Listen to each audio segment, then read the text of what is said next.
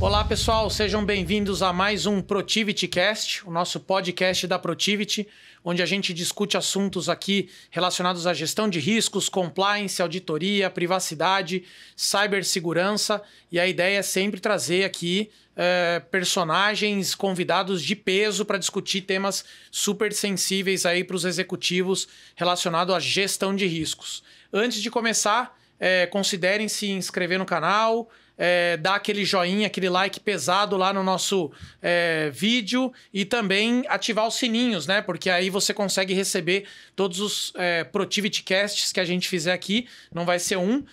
E nessa série aqui a gente vai começar discutindo sobre cibersegurança. A gente falou um pouco de phishing no episódio anterior e agora a gente vai falar sobre testes de invasão. E sempre eu começo aqui as nossas discussões fazendo uma reflexão, uma provocação, né, antes de começar a introdução das pessoas aqui, que é o seguinte, né, o que a gente fala de testes de invasão?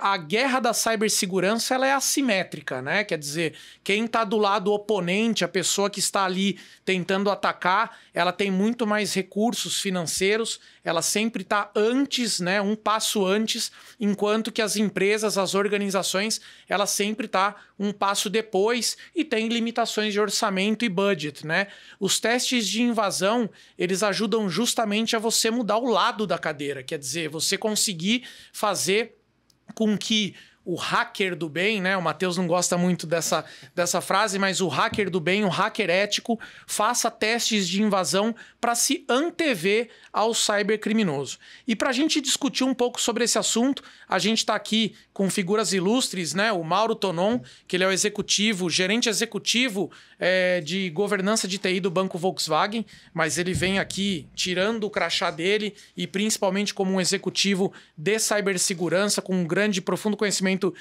de governança de TI e cibersegurança. A gente está aqui com o Danilo, que tem mais de 15 anos de experiência aí no mercado de cibersegurança, já fez muitos testes de invasão, né, Danilo? Conhece muito do cenário, ainda faz, né, testes de invasão, sabe ali os meandros, né? E a gente está com o nosso diretor de cibersegurança e resiliência, o Matheus, que já tem 7 anos aqui de Protivity, mas tem muito mais tempo de cibersegurança. Branco aqui, nem vou falar que são 20 e tantos anos. Tem muito mais tempo de cibersegurança, né, pessoal? Então, primeiramente, eu queria aterrizar esse conceito de teste de invasão, que em inglês fala pen test, né? Testes de penetração, não é um nome muito legal, mas os testes de invasão... Mauro, me explica um pouco aí, dentro do seu conhecimento, os testes de invasão e principalmente a importância que você vê como um executivo inserido, né, dentro dessas organizações. Qual que é a importância disso? O que é e qual é a importância disso? Legal. Bom, antes de mais nada, muito obrigado pelo convite, né? Uma honra estar aqui com vocês, com as pessoas que iniciaram minha carreira, basicamente, né? Matheus, o Danilo, eles fazem parte da minha trajetória profissional em cyber. E acho que desde o primeiro momento ali com o pezinho em cyber, quando eu ainda estava gatinhando e aprendendo, começando a trabalhar com isso, eles estavam nos apoiando. Então, muito obrigado, é uma honra estar aqui com vocês. Segundo o disclaimer básico, né? Por mais que você tenha dito aí, aqui é o Tonon, profissional de mercado e não um representante da Volkswagen Financial Services, né? Então, deixo aqui realmente meu crachá para falar o que é a minha experiência e a trajetória nesse tempo aí, tá? E aí, só voltando à tua pergunta, né? Literalmente, esse conceito e todos esses principais conceitos cyber, eu fui introduzido pelo time da Protivity no nosso primeiro apoio que eles deram para mim numa atividade onde eu assumi a responsabilidade da área de cyber na antiga empresa onde eu trabalhava antes. E, de fato, foi minha primeira experiência e foi assim, muito interessante de entender como é esse mercado para quem vinha com uma visão só do lado de negócio e que não tinha experiência cyber, né? E, de fato, o que acontece? A gente vive num momento onde o crescimento do crime cibernético é exponencial. Recursos N, como você falou. Além disso, zero compliance, né? Eles não têm que prestar conta para ninguém. Exato. Não tem que ter ética para trabalhar. Muito diferente de nós. Sim. E aí, esse conceito do teste de penetração, ele é diferente, ele é realmente um grande diferencial que a gente tem, um grande potencial que a gente tem no mundo cyber para poder se antecipar. Então, você contrata profissionais, no caso a gente contratou consultorias, né? E logo de cara a gente deu uma sorte tremenda aqui de ter uma parceria que acabou sendo de uma longa jornada. E um dos primeiros trabalhos foi exatamente estabelecer lá a gestão de vulnerabilidade e os primeiros pentests que fizemos na organização. E, óbvio, né? Como os primeiros, o mato estava alto, né? Mas foi muito interessante a gente entender como isso funciona. E é interessante também entender como é a visão disso do lado da empresa e a visão disso do lado do cybercriminoso. Porque no fim do dia, você pode ter todas as medidas de segurança possíveis e imaginárias, né? E você pode ter uma falha de segurança por um vacilo comportamental dentro da tua empresa. Então, foi muito legal essa jornada que a gente teve de mostrar que primeiro a gente tem que conhecer na visão, na perspectiva do atacante, através de um teste de penetração, e depois começar a fazer todo um conjunto de programas complementares. Então, assim, isso é uma peça fundamental no tabuleiro cyber, né? Sem isso, você não consegue se proteger e ter a perspectiva e o olhar que o atacante tem em relação às suas vulnerabilidades, em relação às suas fraquezas e os riscos que você pode oferecer no mercado. Legal. Tonon, quando você recebeu o resultado do seu teste de invasão, você ficou assustado? Imagina, quase perdi um pouco de cabelo que tinha, mas enfim, né? Isso é normal. E é curioso, né? Porque isso é muito legal, isso foi muito marcante pra gente lá, porque o susto foi muito grande. E aí, depois de alguns anos, né? E mudando de bandeira, vindo agora para Financial Services, no ano passado, mais precisamente no final do ano retrasado, a gente teve um parceiro de negócio que sofreu um ataque cibernético. E aí ele nos procurou, a gente tentou dar todo o apoio, né? Uma empresa de menor porte, com menor maturidade cyber. E uma das coisas que eu adiantei para ele foi isso, assim, se você está fazendo pela primeira vez, não se assuste, mas você vai ter trabalho para no mínimo 1 ano de Mato Grosso, né? Que é aquele carpio Mato Grosso, literalmente. Ele quase caiu da cadeira e falou assim, não posso, eu tenho que trabalhar. Eu falei, não, você vai aprender a trabalhar mais seguro, mas você vai ter que fazer isso. E fato, né? Realmente o plano de ação dele se desdobrou em mais de 1 ano, como a gente previa, e não foi diferente quando a gente pegou o nosso primeiro lá na antiga empresa onde eu comecei a ter o primeiro contato com isso. Legal. Tem um amigo meu, médico, né, que ele faz uma brincadeira, que ele fala o seguinte, semana retrasada eu peguei Covid, né? E aí eu fui no hospital, na farmácia, e fiz o teste de Covid e deu positivo, e eu me precavi, etc e tal. Ele falou, cara, você é bobo de fazer o teste, só tem Covid quem faz o teste, né? E no final, não é verdade? E no final das contas, o teste de invasão é isso. Quer dizer, uma coisa muito importante que você falou é que a pessoa fala assim, poxa, mas agora eu vou ter trabalho para 1 ano. Cara, mas você precisava saber. Você precisa fazer o teste para entender as vulnerabilidades que você tem. Você precisa fazer o exame médico para entender o que você precisa resolver na sua saúde, né? E o que a gente vê é que o teste de invasão ele é um pouco isso, né? Sim. Eu vou precisar fazer um exame de saúde para entender aqui as vulnerabilidades de segurança, porque se eu não fizer nada, eu não vou saber. Mas, eventualmente, o hacker, né, o cybercriminoso, vai conseguir saber antes do que eu, né? Legal. E aí, Matheus, eu queria trazer também para você aqui mais como o especialista aqui de cibersegurança. Dentro dessa questão do teste de invasão, a gente tem alguns conceitos específicos que eu gostaria de aterrissar para quem está nos assistindo aqui, né? Às vezes o executivo fala assim, poxa, tem um teste de invasão, aí a gente tem que montar o Red Team, o Blue Team, o Purple Team. Cara, é um monte de cor, já tem, né? Um arco-íris já tem um arco-íris e as pessoas não sabem, né? Quem que é o Red Team, quem que é o Blue Team, quem que é o Purple Team, e até para o executivo saber quais são essas informações, até para saber fazer uma pergunta até mais qualificada, né, para o seu responsável de cibersegurança. Me conta um pouco aí. Tá, eu só queria aproveitar um gancho do que o Tonon falou. Quando ele fala que vai ter um trabalho de 1 ano, na verdade ele está 1 ano atrasado. Que era um trabalho que era para ter sido feito antes para não acontecer um incidente. Exato. Né? O incidente mostra o quanto tempo você está atrasado, que deveria ter feito, né, implementado controles de segurança para evitar o pior. Né? Mas aí, voltando para o Red Team, né, as terminologias, né? Red Team é basicamente o que minha filha me chama, né? Ela fala que a gente combate os vilões da internet, né? Esse é meu trabalho para minha filha. É o jeito que ela entendeu. Muito bom. Então, o Red Team é aquele time que ataca, né? Que tenta, é o ofensivo, né? Que tenta invadir, procurar brechas, burlar os controles de segurança, tá? E aí, complementando o que você falou, não é o hacker, né? O hacker é uma pessoa, é a tentativa de subverter o sistema, né? Isso não quer dizer que é ruim. Infelizmente, o termo hacker é pejorativo, no Brasil, pelo menos, né? Na verdade, e quem faz isso é criminoso, tá? Não tem essa. Não é hacker do mal, não existe. Para mim, o hacker, esse cara que faz incidente, ele é criminoso. Ele não é um hacker, ele é um criminoso. É um criminoso. Né? É um cybercriminoso. Sim, é caso de polícia. Não tem, Até que a gente fala, tem muita gente vê hoje nas redes sociais, muito falando sobre hacks da vida, né? Então, algumas coisas que você cria atalhos, eventualmente, para resolver problemas. O hack é isso, né? Exatamente. Mas não é... O hacker, na verdade, ele não é um hacker. Ele é o cybercriminoso. Então, a gente tem que colocar aqui, marcar a risca de giz no chão e entender claramente que essas pessoas, elas são criminosas, né? E quando a gente contrata um serviço de teste de invasão, é de fato para a gente se antever a esse processo. E o que você me contou aqui para todo mundo, é que o Red Team, basicamente, é a pessoa que tenta invadir, né? Isso. Ele se veste de cybercriminoso para tentar invadir a organização. Logicamente, contratado, com um processo lá muito bem comunicado, né, para dentro da empresa, que aquilo vai acontecer, para que de fato haja aquela tentativa de invasão, né, Matheus? Exatamente. Então é uma simulação de que um criminoso faria, né?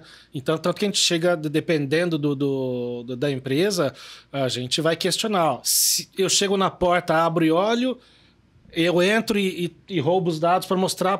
Roubo não, né? Copio os dados para te mostrar que é possível. Tem gente que fala, não, me mostra a porta aberta que eu já sei o dano na sequência. Tem gente que fala, não, eu preciso mostrar para o CEO o quão fraco nós estamos, entra e traga o e-mail dele. Tá bom, mas dentro dos limites da ética, controlado, negociado, alinhado com todas as partes. Legal. Né? O Blue Team e Purple Team? O Blue Team é a equipe de defesa. Tá. É aquele que trabalha no SOC, na governança, né? Descrevendo os controles de segurança, né? O time de proteção, pesquisa de exposição pública, por exemplo, né? Então é o time que pensa mais na defesa, tá? E o Purple Team seria um time intermediário, que olha os dois lados, né? Porque, assim, o Red Team não pode saber o que o Blue Team está fazendo. Porque, poxa, então se eu sei como ele se defende, é mais fácil para eu atacar. E o criminoso não necessariamente sabe quais são as defesas da empresa. Então o Purple Team é aquele que faz aquela intermediação para saber se o atacante está fazendo o ataque correto, da melhor maneira, e se a defesa está de acordo com o que o Red Team também está fazendo. Legal. Danilo, agora que a gente falou um pouco com o Tonon aí para ver, né, o susto que ele tomou quando ele recebeu as informações, você, como uma pessoa que executou muitos testes de invasão nas organizações, né, o que você vê nas organizações quando você executa um teste de invasão no geral? As empresas estão fragilizadas, as portas estão abertas, como que você vê num cenário geral? Muitos, e o primeiro foi ele que me entregou, que fique registrado, tá? O Arão aí, não sei se ele gostava de mim ou me odiava, porque todo teste lá ele entregava más notícias para ele. Mas, bom, basicamente, o cenário brasileiro, tirando grandes organizações que investem pesado nisso, bancos ou setores multinacionais, a maioria das empresas brasileiras ainda está um pouco abaixo do que é padrão de mercado, tipo Europa, Estados Unidos. Eles ainda estão tentando identificar o que fazer, como fazer, aonde investir, como investir. Então, por isso que quando muitas empresas iniciam essa parte do pentest, eles levam um susto, porque, nossa, não fazia ideia de que eu estava tão exposto assim. Mas, por um lado, é bom, porque daí pelo menos as empresas vão saber aonde e como começar a trabalhar. Aquela história, se você não sabe o que você tem, você nunca vai saber por onde começar. Então, é muito mais fácil alguém, um consultor, chegar, levantar ali seus riscos, levantar suas vulnerabilidades, falar, olha, é esse o seu cenário.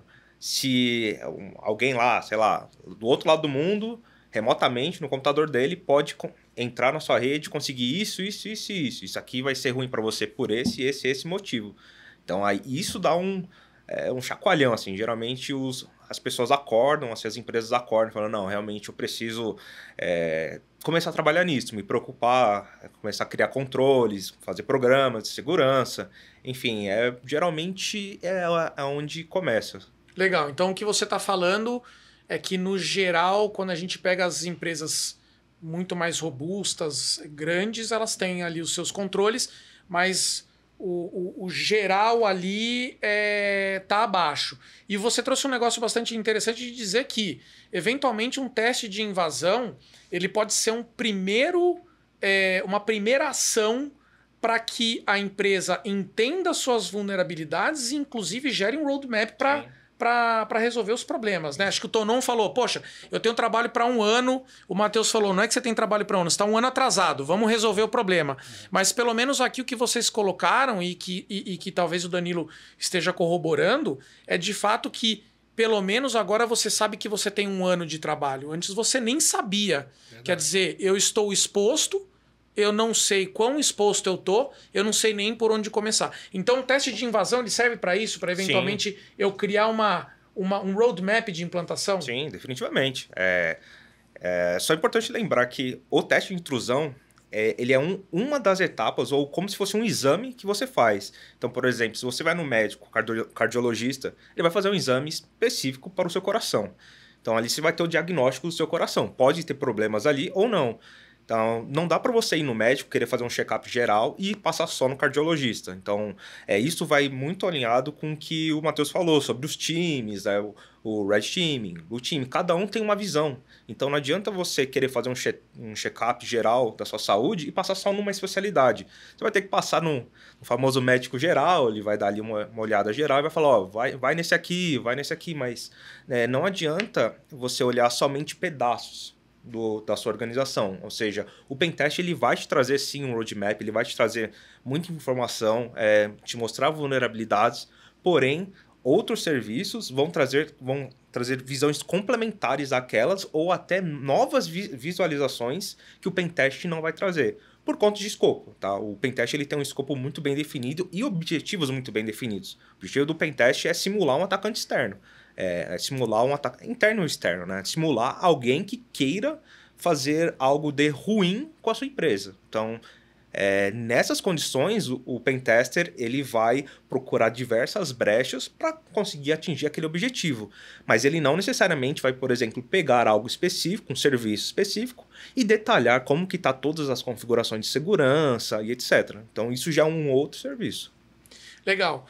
Você disse aí, né? O teste de intrusão, teste de penetração, teste de invasão, pentest, o nome que se dê, visa olhar o atacante externo, mas eventualmente esse atacante externo ele pode conseguir acesso à infraestrutura da empresa, né? Ele pode passar o crachazinho que ele conseguiu por engenharia social, entrar dentro da empresa, conseguir se plugar num cabo de rede e eventualmente ele pode tentar fazer um ataque dentro da organização. Ou seja, existem vários testes de invasão. Conta um pouquinho aí, Danilo, o que são esses testes? Tem o teste externo, tem o teste quando você entra dentro da empresa, tem o teste que você eventualmente testa a própria infraestrutura, controles de acesso para entender se as pessoas estão ali conseguindo acessar. Conta um pouco aí desses tipos de teste. Tá. Bom, acho que de maneira geral, a gente pode subdividir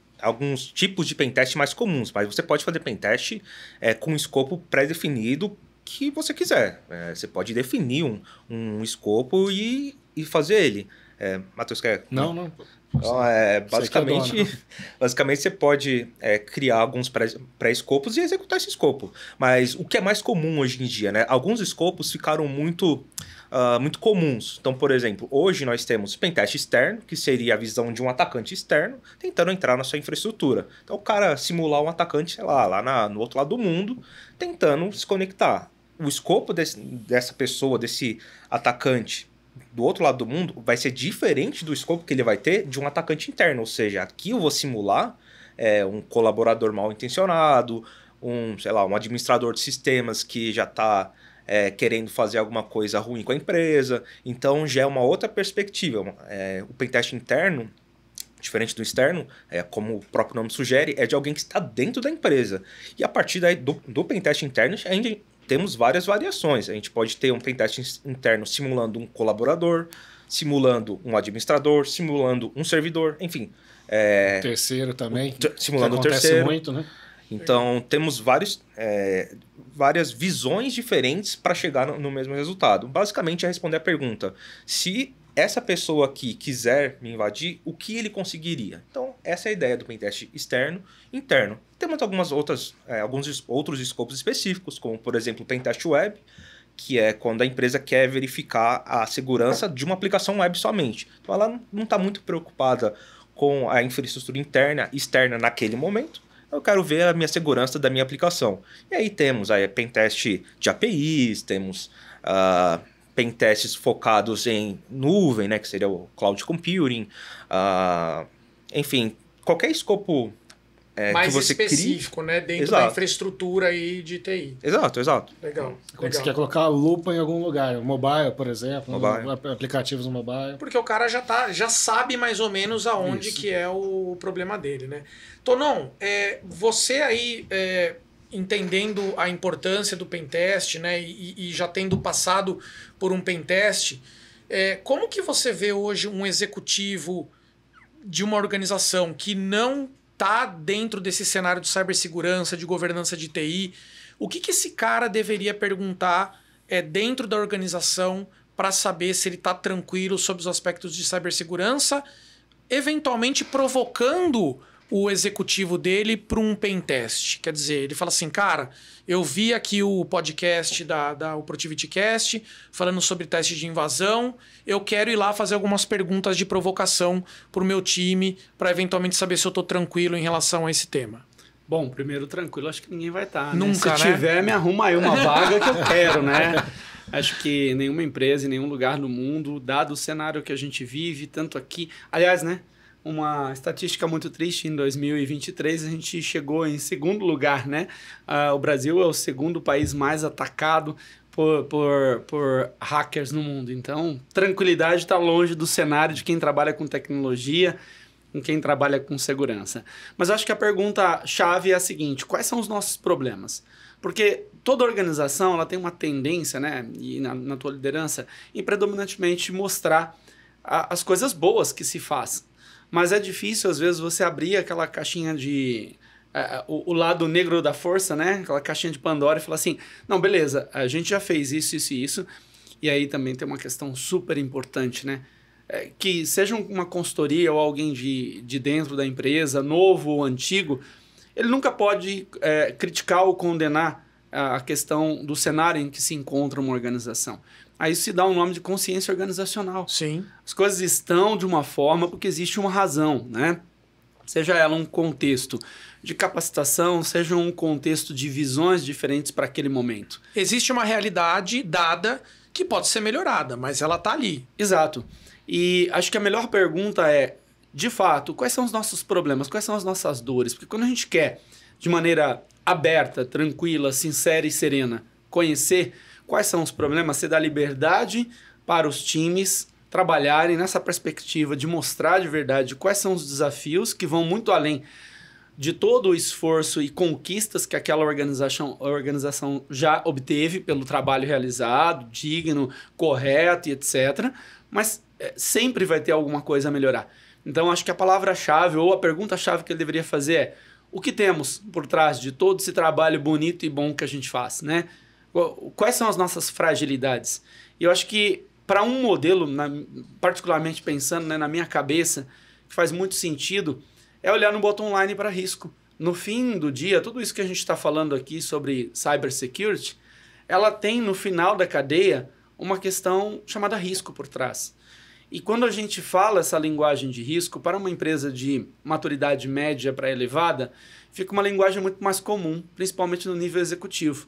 Então, se nós conseguirmos transcrever, e aí a pergunta é: qual o nível de risco, qual o nível de perda, qual a severidade de um impacto em termos financeiros para a nossa organização?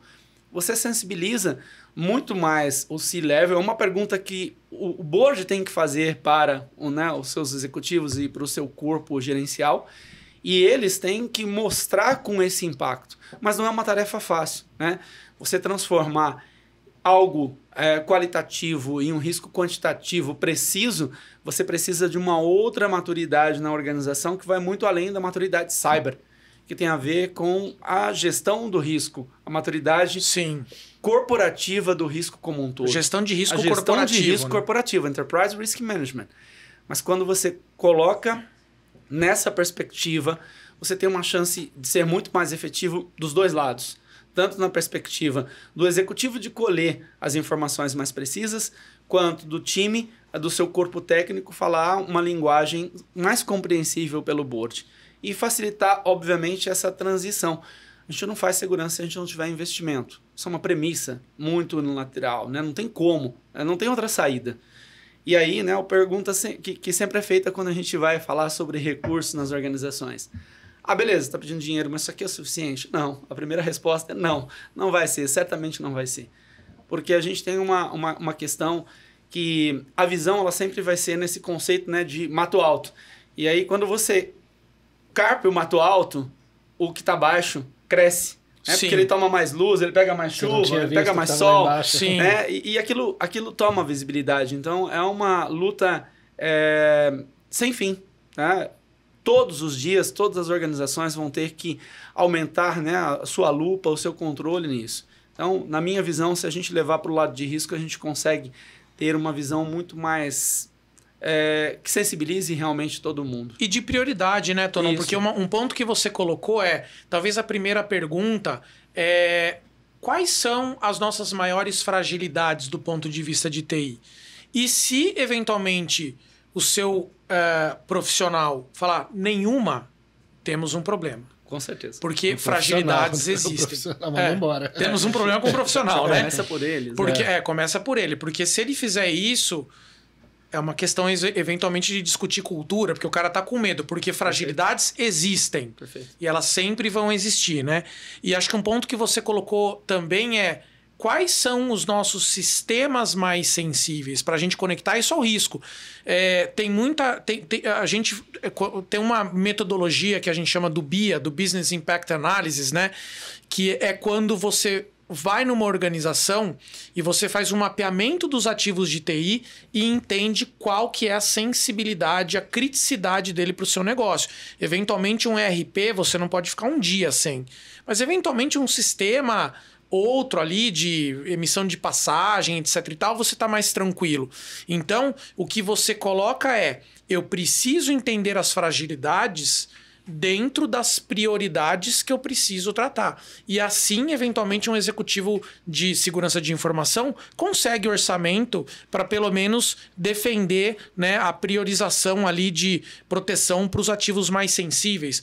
Eventualmente, um servidor que está hospedado no banco de dados de todo o RP dele, né? Essas coisas nesse sentido. Legal. Então, a gente já tem aqui algumas dicas aí para você que é executivo, fazer as perguntas adequadas. Nunca aceite que não existem fragilidades, tá? Porque elas sempre vão existir.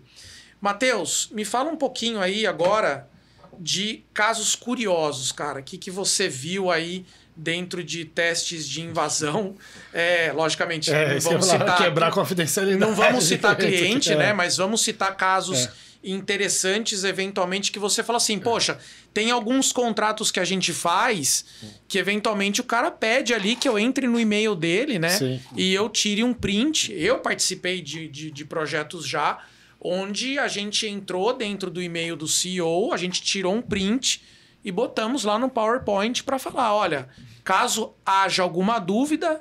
está aqui, né, aonde chegamos, né, uma foto do e-mail do CEO. Conta aí algumas curiosidades que você viu aí. Eu acho que tem um caso muito emblemático, de novo, né, para quem assistiu o episódio do phishing, né, que a gente descobre via incidente. Né, quando a gente vai tratar um incidente, responder um incidente de segurança, né, a gente começou a investigar uma empresa, né, e ok, olha log, não sei o que lá, e você identifica o modus operandi que o atacante fez o ataque. Não deu uma semana, uma empresa da mesma região, outra empresa da mesma região, também entrou em contato que estava totalmente criptografada as duas, né? E analisando o log da segunda empresa, a gente olhou e falou assim, nossa, mas o ataque é muito idêntico, né? Tem uma assinatura ali. A assinatura é igual, que para quem gosta de ser técnico, os TTPs, né? As táticas técnicas de procedimento estavam muito iguais, né? Até comandos, inclusive, né? Os arquivos utilizados, né? O que eles tinham em comum? O mesmo terceiro que prestava atendimento de TI. Então, o que aconteceu? Na verdade, essas duas empresas estavam relativamente bem dos seus controles de segurança, elas não foram invadidas. Quem foi invadido foi a empresa terceira que dava suporte para essas duas. Caramba. Ou mais empresas, né? Eu conheci duas, né? Eu fiquei sabendo de duas. Mas então o que aconteceu? O ataque criminoso invadiu essa empresa de TI que dava suporte para essas duas e tinha VPN site-to-site aberto, ou seja, tinha um canal aberto direto para essas empresas. Então, o atacante ele teve o jackpot, né? O famoso jackpot, né? Opa, ganhei mais duas, né? E aí ele invadiu as outras duas empresas, né? E aí o que leva também a um ponto importantíssimo que é a gestão dos terceiros, né? Você também exige um teste de invasão do seu terceiro, né? Porque, legal, você faz os seus pentests, sua gestão de vulnerabilidades, tem todos os controles de segurança. Aí invade o terceiro, você foi junto no mesmo buraco. Caramba, e pro cybercriminoso, nesse caso ele teve muita vantagem, porque eventualmente com um prestador de serviço ele invade N empresas. Exatamente. Né? Porque de fato, a gente está falando um pouco aqui, pessoal, agora de gestão de riscos de terceiros. Quer dizer, eventualmente um cara que tem acesso à sua infraestrutura de TI, você tem que chegar para ele e falar, peraí, você faz teste de invasão? Exatamente. Né? Ele precisa entender se ele faz teste de invasão, até me dê o resultado do seu teste de invasão. Porque eu tô me protegendo aqui, mas eu tô abrindo um túnel de conexão com você que eventualmente o cara pode explorar esse túnel e me acessar. Ou até mesmo você tem que ceder seus dados por motivos de negócio, e aí não tem que discutir. Negócio é negócio, a empresa ganha dinheiro com negócio, né? Com cyber, né? Então, às vezes, o seu dado está hospedado em um terceiro. E aí, quais são os seus controles dentro da sua casa, né? Então, tem todo um ecossistema. De novo, que a gente fala lá, né? O avião não cai por um motivo só, né? E a pentest tem várias complexidades, né? E assim, voltando à tua pergunta, as perguntas a serem feitas, sendo mais pragmático ainda, chegar para o teu time de segurança e perguntar qual que é a possibilidade ou risco de vazamento ou invasão. Porque basicamente o pentest vai trazer N fotos, mas as duas principais são qual que é a possibilidade real que nós temos aqui de sermos invadidos ou de termos dados vazados. Não, e uma outra pergunta importantíssima é: você está tranquilo com os terceiros que acessam as nossas informações?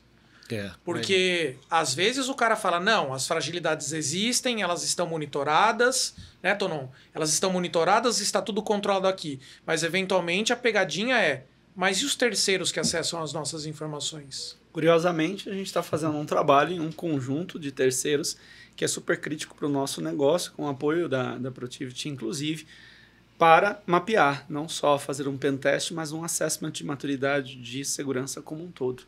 É um grupo muito peculiar e é um grupo que foi alvo de atacantes em uma ação direcionada há algum tempo atrás. Provocou incidentes, felizmente, sem vazamento de dados, sem impacto grandes para a nossa operação, mas um impacto mínimo de inoperância foi ocasionado em um deles por um período de uma semana, o outro quase 3 meses, até a gente conseguir se restabelecer. Legal. E Danilo, o que a gente vê, cara, é que quando a gente olha essa questão da proteção das organizações, né? Uma analogia que eu faço é que eventualmente você vai lá, coloca uma série de equipamentos de segurança dentro da sua casa, mas o cybercriminoso, ele está tentando abrir as portas da sua casa, mas ele não está tentando só abrir da sua casa. Ele está tentando abrir de todas as portas da casa daquele bairro, daquela cidade, de vários locais ao mesmo tempo, em milésimos de segundo. E às vezes a gente acha que, olha, eu sou uma empresa de médio porte, eu não tenho que me preocupar, mas eu vejo exemplos de amigos meus, donos de empresas de médio porte, ou sites de prefeitura que foram invadidos, os dados criptografados, né? E o cara não tem para onde correr. Quer dizer, o teste de invasão ele é só para empresa grande? Não, né? Ele é para empresa de todo tamanho que está preocupado ali com as suas operações do dia a dia, né? Sim, não, definitivamente. Acho que hoje em dia, até voltando para responder essa pergunta, eu preciso voltar um passo antes de falar por que tá assim, né? Por que hoje em dia tá assim? Porque se a gente fosse voltar uns, 20 anos atrás, o criminoso digital não existia na proporção que existe hoje porque ele não conseguia fazer dinheiro. Não era rentável. Então, o cara, ele invadiu, invadiu um sitezinho aqui, legal. O que eu ganhei com isso? Desafio. Antigamente, muito antigamente, o cara que invadia as coisas era por puro prazer, desafio e reputação, né? Reputação. Nossa, a página, invadir a NASA, legal. Mas o cara não ganhava dinheiro com aquilo, né? Mas, na maioria dos casos. Hoje em dia, não. Hoje em dia, isso é um mercado muito lucrativo. Porque imagina se você consegue o acesso numa empresa, criptografa tudo e fala, para eu te devolver os dados, você tem que me pagar, $1 milhão. A empresa, não vou pagar $1 milhão, mas tem empresa que paga, porque os dados que eles têm lá, que eles criptografaram, vale muito mais do que $1 milhão. Às vezes a empresa não tem backup, não consegue... o tempo de recuperação daquele backup é muito alto, né? Sim. Às vezes ela não tem alternativa. Ou o que os hackers estão fazendo hoje em dia, né? Os atacantes fazendo hoje em dia eles estão indo atrás do backup, justamente para essa situação. Eles estão fazendo de tudo para que você não tenha escolha, a não ser pagar eles. Ou, sentar e chorar. Então, hoje isso se tornou algo muito lucrativo. E aí, como tem esse investimento, o dinheiro está envolvido, então aí sim você tem caras que, ao invés de trabalhar, passam lá o dia inteiro procurando algum alvo para conseguir ganhar dinheiro em cima. E principalmente pelo advento das criptomoedas que basicamente anonimizaram o pagamento, né? Antes era muito difícil você conseguir cobrar um resgate, eventualmente, de uma criptografia de dados, porque é tudo, né? Quer dizer, me deposita nessa conta, nesse banco, tá lá nominal, mas agora com as criptomoedas, quer dizer, é anonimizado. O cara tem ali, me transfere um X bitcoins nessa conta aqui, basicamente nessa chave pública aqui, que não tá anexado ao nome de ninguém, né? É possível fazer o rastreio de moedas digitais. É possível, só que é muito mais difícil você conseguir, entre aspas, lavar o dinheiro usando criptomoedas do que usando papel, né? Papel, dinheiro no banco. Porque nas criptomoedas você vai trocando. Troca por NFTs, daqui a pouco eu vendo, pego outra moeda, vou separando, enfim. A lavagem de dinheiro é um pouco mais fácil, mas nada nada é irrastreável. É possível se rastrear, só que é muito mais fácil. Então, por isso que quando teve esse boom aí de ataques digitais, principalmente relacionados a ataques de ransomware, que basicamente o cara ele entrava, criptografava seus ativos e falava, dá tanto para poder recuperar seu ambiente. E isso gera dinheiro. Por gerar dinheiro, e aí respondendo a pergunta, o cara que trabalha, entre aspas, trabalha com isso, ele não está preocupado com quem ele vai achar. Então, não é mais um desafio para ele entrar na NASA. Eu entrei na NASA e não ganhei nada. É muito mais fácil eu rodar na internet em busca de algumas vulnerabilidades que ele já conhece, ele já tem mapeado que se ele achar essa vulnerabilidade, ele vai conseguir entrar na organização, vai conseguir explorar e vai conseguir ter o dinheiro dele, do que ele ficar tentando entrar em algo por puro prazer. Então é aí onde entra o problema das empresas que estão um pouco atrás na questão de segurança. Porque se você tem uma dessas vulnerabilidades, provavelmente você vai ser um alvo desse cara. E acho que um ponto importante, Danilo, as pessoas têm a percepção de que o cybercriminoso é aquele cara por trás do computador invadindo um a um. Não é isso. Não. O cara ele tem sistemas automáticos que ele varre a vulnerabilidade, como eu falei. Ele não está tentando abrir a porta só de uma casa. Ele está fazendo isso para um bairro inteiro, para uma cidade inteira, em segundos. Sim. Porque ele está fazendo isso de forma profissional. Esses cybercriminosos eles têm um nível de profissionalização e uma quantidade de dinheiro muito grande para conseguir realizar esse processo, né? Então, acho que o que a gente, no final das contas, trouxe aqui é que os testes de invasão eles têm essa importância muito grande para mostrar para você quais são as suas fragilidades, como se fosse um exame mesmo, e principalmente a partir desse exame, te dar as prioridades do que você precisa fazer para você mitigar essas vulnerabilidades. E não ache você que você é uma empresa de médio porte, que você está livre dos ataques hackers, porque eles existem e acontecem com muita frequência. O Tonon trouxe um ponto bastante importante aqui. Priorize de acordo com o impacto, de acordo com a fragilidade, coloque isso dentro de um ambiente de gestão de riscos, né? E não se furte de fazer um teste de invasão para entender quais são os problemas, né? Então, finalizamos aqui a nossa discussão riquíssima de testes de invasão. Eu espero que nós tenhamos conseguido passar para vocês umas informações relevantes sobre essa temática, a importância disso. Você que é executivo, espero que você tenha saído daqui com perguntas relevantes para você fazer para o seu time. Agradeço imensamente esse tempo e até a próxima. Valeu, pessoal. Até mais. Tchau, tchau.